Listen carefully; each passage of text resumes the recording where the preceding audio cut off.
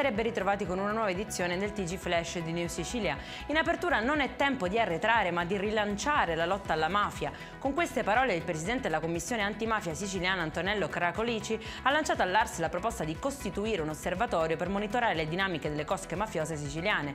Mai abbassare la guardia, ci faremo carico di esaminare il tutto con responsabilità, ha commentato Schifani. Anche nel primo scorcio del 2024 Catania conferma il triste primato del 2023. È la provincia dove viene denunciato il più alto numero di infortuni sul lavoro, oltre un quarto del totale regionale.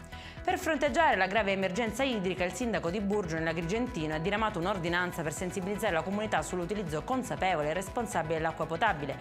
Ordina così a tutti i cittadini un uso il più possibile parsimonioso della risorsa idrica e il suo impiego esclusivo per usi alimentari ed igienico-sanitari, prevedendo anche sanzioni salatissime per i trasgressori.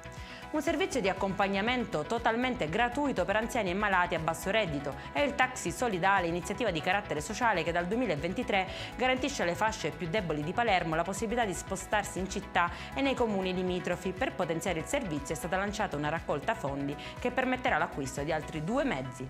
Chiudiamo col meteo. Domani il ciclone della Colomba influenzerà parzialmente la regione. Si prevede una giornata soleggiata con temperature massime fino a 28 gradi a Siracusa e 26 a Catania. Per questa edizione è tutto, prossimo appuntamento domani alle 13:30. Buona serata.